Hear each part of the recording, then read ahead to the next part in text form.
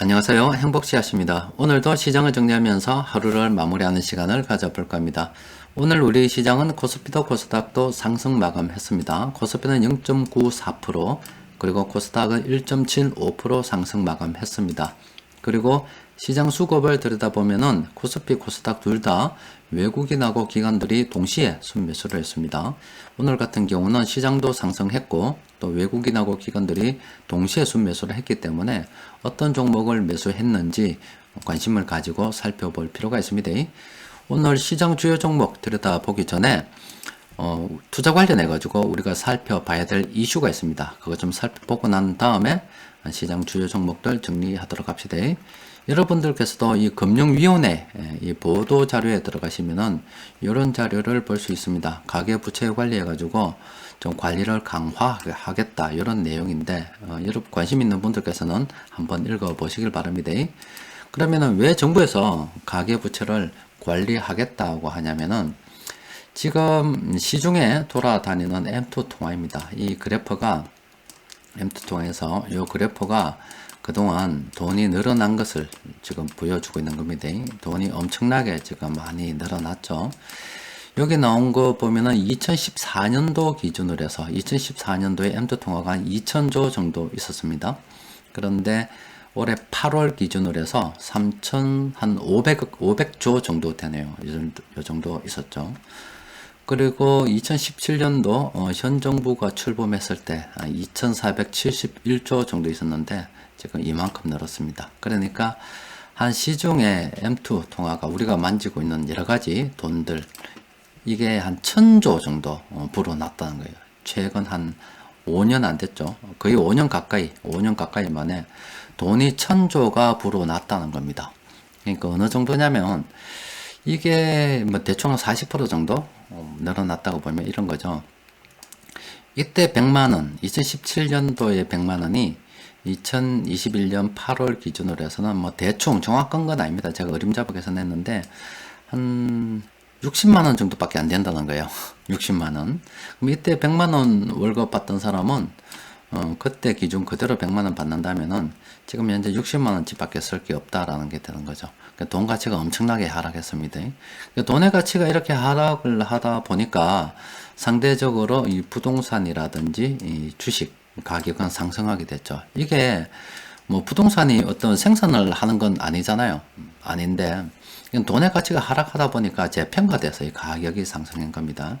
이 주식시장도 뭐 작년 같은 경우는 굉장히 좋지 않았지 않습니까? 요즘 다시 회복이 되고 있는데 이렇게 되다 보니까 뭐 돈의 가치가 하락해서 재평가됐다고 볼 수 있죠. 특히 부동산 가격이 급등했는데 이 부동산 가격이 급등을 한 것은 돈가치 하락으로 급등한 것도 있고 지금 정부에서 지난 몇 년 동안 여러 가지 어떤 부동산 관련 정책을 몇십 번이나 썼습니다. 이 몇십 번을 쓰는 동안 어떤 결과가 초래되냐면은 수요와 공급, 이 거래 중간에 낑기가지고 수요와 공급을 갖다가 만지작거렸습니다.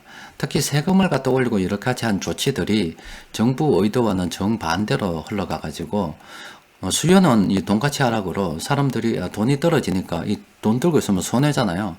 그래서 부동산에도 뭐든 이 구매를 하고 싶어서 수요는 폭발적으로 늘어난 데에 비해서 여러 가지 세금을 부동산에 매기고 또 그리고 뭐 팔면은 또 과도하게 세금을 매겨서 오히려 사람들이 팔면 이 손해보는 상황이 돼버렸어요. 또 그리고 또 부동산 가격도 오르는데 굳이 팔 필요도 없는 거고 그렇다 보니까 공급 물량은 오히려 더 줄여가지고 이 부동산 가격이 정말로 폭등을 하게 된 거죠. 그러니까 이게 20몇 번이나 만져도 이 조절을 못했다는 것은 이 결과적으로 정부에서 하는 여러 가지 세금 관련 부동산 규제를 만드는 게 결과적으로 이 수요와 공급을 거꾸로 건드리는 이런 상황이 되어버렸기 때문에 이런 사달이 났다라고 볼 수가 있죠. 그런데도 지금 정부에서 제가 이거 뭐 냉정하게 제 개인적인 의견입니다만은 볼 때 이 공급을 갖다가 늘리는 걸 갖다가 할 때 집을 새로 지어 가지고 한다 이런 것들은 굉장히 시차가 발생되는 거잖아요. 지금 당장 집이 필요한데 집을 지으면 몇 년이라는 시간이 필요한 거잖아요. 그러니까 가지고 있는 사람들이 자꾸 물건을 내놓고 어떻게 해봐야 되는데, 정부는 세금을 과도하게 매기면, 부유세를 과도하게 매기면 내놓지 않겠나 이런 생각을 하게 된 거예요. 근데 그게 이제 정반대로 흘러간 거죠. 그러니까 해법이 지금 정책을 만든 사람들의 머릿속에는 세금을 갖다가 막 과도하게 매기면 내놓지 않겠나 이런 의도로 계속 간 것 같아요. 근데 세금을 과도하게 매기는 대신 반대로 수요 공급을 건드려 버려 가지고 가격이 세금 내는 이상으로 올라 버리니까 굳이 팔 필요도 없게 되는 거잖아요. 오히려 세금을 낮추고 거래를 갖다 활발하게 해서 이 공급 물량을 늘어나게 했다 그러면은 또 다른 결과가 뭐 생겼을지도 모르겠습니다. 하여튼 부동산 관련해서 관련 정책을 폈던 사람들은 제가 볼 때는 다 나가 죽어야 됩니다. 진짜 못한 것 같습니다. 자, 어쨌든 요 내용을 좀 보면은 대충 이런 게 있습니다. 일단 가계 부채를 강화를 한다고 하는데 요 내용을 보면은 이런 게 있어요. 제가 해당 과제는 행정 지도로 우선 시행하고 또 관련 규정 개정을 통해 제도화하겠다. 이 보면 이렇게 돼 있어요. 일정은 내년 1월입니다. 또 내년 7월도 있고 뭐 내년 다 내년이에요. 지금 당장은 행정 지도로 하는데 이걸 감독 규정으로 바꾸겠다. 행정 지도로 하는데 감독 규정으로 바꾸겠다. 뭐 이런 거 있죠. 뭐 세칙을 개정을 하겠고 행정 지도로 하는데 시행 세칙 이런 거 있죠. 이게 뭐냐면은 지금 당장은 가계 뭐 이때 대출을 갖다가 규제하니 이렇게 해도 지금 당장은 이 행정 지도로 하겠다는 겁니다. 행정 지도라는 것은 뭐냐면은 특정한 행정 목적을 실현하기 위해서 상대방의 임의적인 협력 동의하에서 상대방을 일정한 방향으로 유도를 하는 겁니다. 그래서 행정 지도는 상대방의 임의적인 협력과 동의가 있어야 됩니다. 또 그리고 이 행정 지도를 따르지 않았다고 해서 뭐 규제를 하거나 아니면 처분을 해서 상대방에 불이익을 주게 되면은 그거는 잘못됐다 해서 행정심판이나 뭐 행정소송의 대상이 될 수 있습니다. 그러니까 제가 드리고 싶은 말씀은 뭐냐면은 지금 대출 규제를 강화한다고 했지만은 지금 당장은 행정 지도로 우선 시행이 되기 때문에 이거는 금융기관에서 따르지 않을 수도 있습니다. 그런데 아무래도 뭐 금융위원회이기 때문에 인허가권을 쥐고 있잖아요. 잘 보여야 되기 때문에 따르려고는 하겠죠.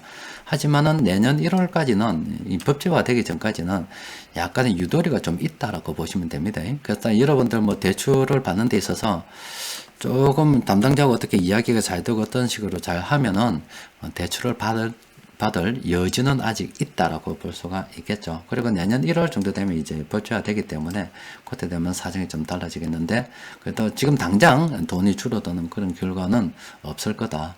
그리고 지금 제가 이것보다는 11월 달에 기준금리 인상이 예상되고 있는데 아마 기준금리 인상이 여러분들께 아마 직접적으로 뭐 영향을 미치는 그런 사항이 아닐까 싶습니다.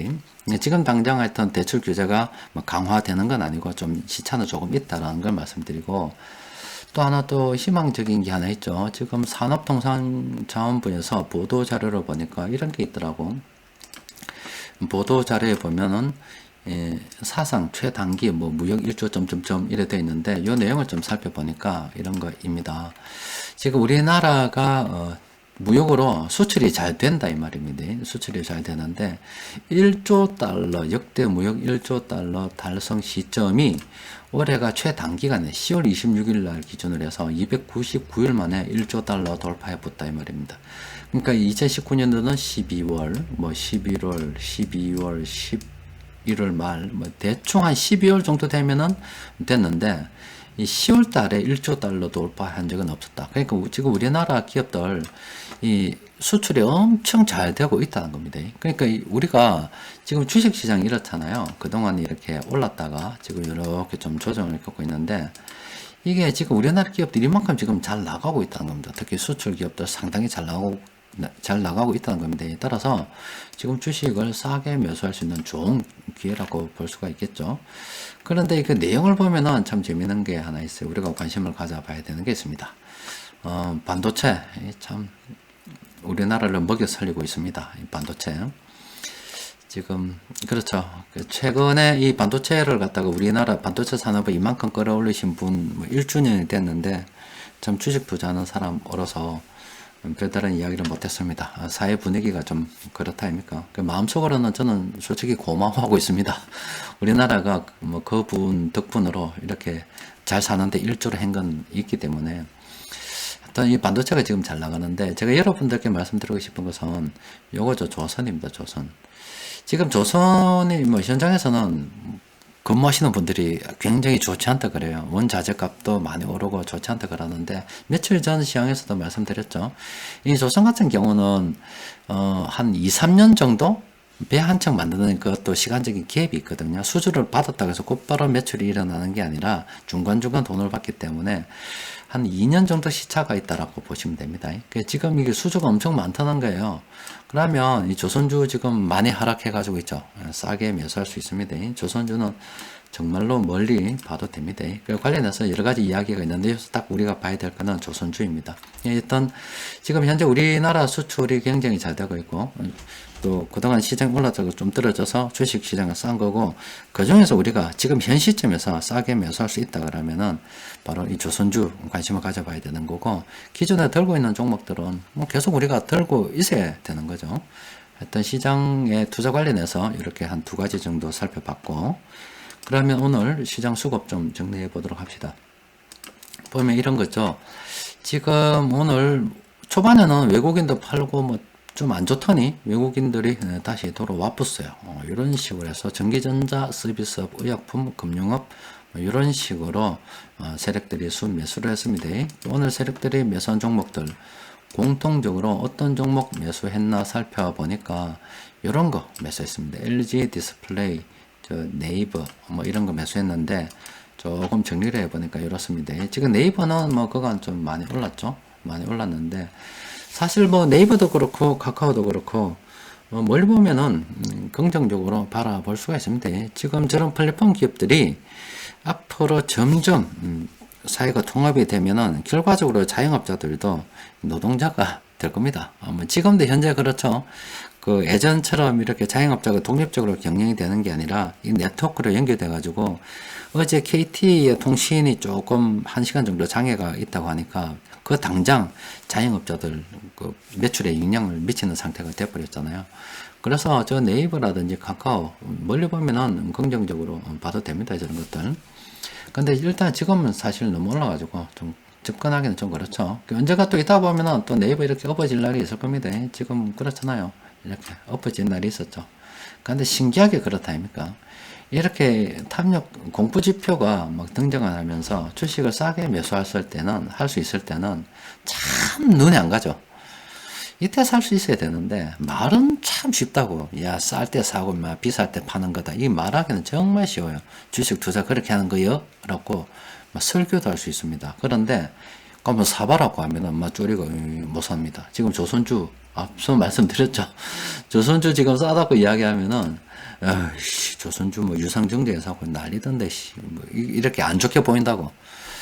참 사람이 희한하죠. 이 투자에 대해서 정석을 모르는 건 아닙니다. 그런데 막상 해보라면 막 수익 뒤로 쑥 빠져봅니다.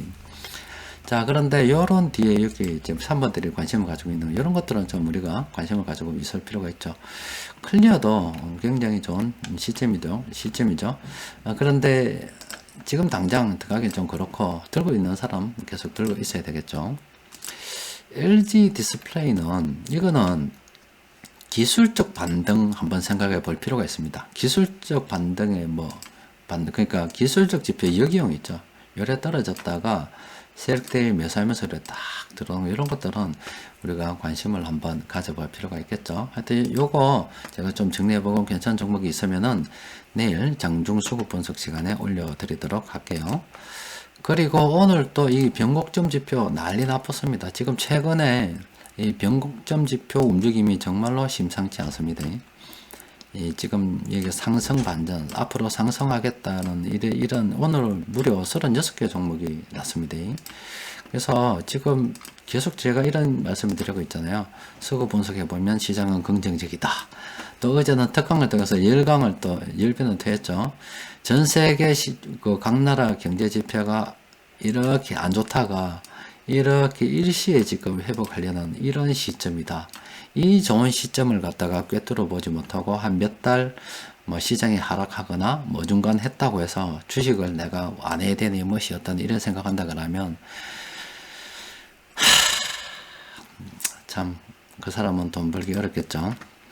그런데 이 변곡점 지표 이런 거 기계적으로 보면 지금 이렇게나 지금 상승을 예상하고 있습니다. 이 종목이 곧바로 간다는 게 아니라 이 시장이 지금 돌아설 가능성이 굉장히 크다라고 하는 겁니다. 관심을 가져볼 만한 종목들도 꽤 있죠. 일단 이 아래쪽에 있는 종목들은 이거 지금 많이 올랐잖아. 그렇죠. 많이 남았지만 많이 올랐어요. 그래서 이거 선택을 해야 되는 지금 이 시점에서 접근하기 참 그렇잖아요. 딱 그렇다 아닙니까? 그렇죠. 밑에 이런 하락 반전 신호가 나는 이런 종목들은 좀 조심해야 되고, 이런 것들은 여러분들 메모해 놨다가 관심을 가져볼 필요가 있습니다. 보면은 상당히 괜찮아요. 그 중에서 과연 뭐 숫자가 높은 이런 것도 좋은데, 이런 것도 기술적 분석, 이용해가지고 한 반등 정도 한번 기대해 볼 만하죠. 이런 것들은 좋은 종목들이 많이 있기 때문에 여러분들 공부 한번 해 보시기 바랍니다. 여튼 제가 이를 볼 때는 지금 그동안 정부에서 그리고 중앙은행에서 돈 풀다가 지금 그 약간 과도기 시기가 우리가 생각하듯이 어떤 점찍듯이 그렇지 않습니다. 꼭 우리 시장 같은 경우는 우리가 저 수출하는 배들 보면 엄청 큰 배 있잖아요. 엄청 큰 배, 이런 큰 배, 작은 보트 같은 경우야 뭐 급선회를 할 수 있지만, 이런 큰 배는 그냥 방향을 이래 가다가 순식간에 이렇게 돌지 못합니다. 이런 식으로 크게 턴하면서 이제 서서히 돌아갑니다. 그러니까 시장이 바뀌려고 하는 이런 턴하는 지점에 지금 우리가 있다라고 보시면 됩니다. 그러니까 이게 굉장히 좋은 겁니다. 왜 좋냐면은 돈을 갖다가 모아가는 입장에서 월급을 매월 받아가지고 내가 조금씩 어떻게 투자를 해야 되는, 돈을 모아서 투자를 해야 되는 그런 입장이라면은 아무래도 시장이 충분히 천천히 가면서 이렇게 대응할 수 있는 시간이 있다는 것은 정말로 좋은 일이죠. 그래서 이런 시기를 헛되이 보내지 말고 이렇게 돈을 알뜰하게 잘 모아서, 우리가 지금 수출도 잘 되고 있고 그렇잖아요. 이 수출이 잘 된다는 것은 세계 경제가 지금 잘 나가고 있다는 겁니다. 지금 우리나라 내부 사정이야 좋지 않죠. 우리는 그동안 사회적 거리두기 4단계를 해가지고 사람들 못 움직이게 했고, 11월 달 돼야 이제 서서히 좀 움직이려고 하고 있어요.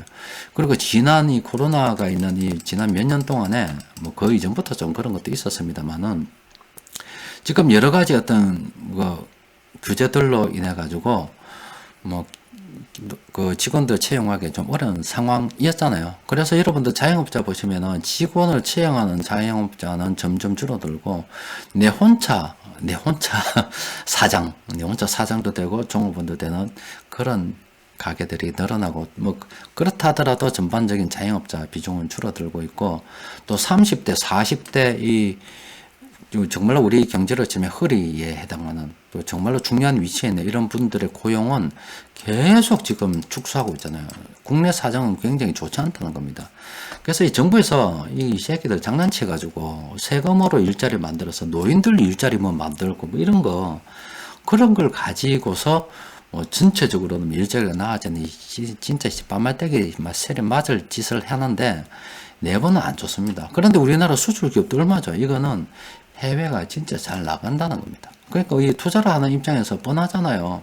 돈의 가치가 계속 하락을 해서 부동산이나 주식 가격이 오르는데, 당연히 지금 기업 같은 경우는 실적이 좋으면 당연히 오르게 되는 거고, 우리가 투자하는 기업들 얼마나 좋은 기업들이 많이 있습니까? 그러니까 돈을 모아서 우리가 그런 걸 사야 되겠죠.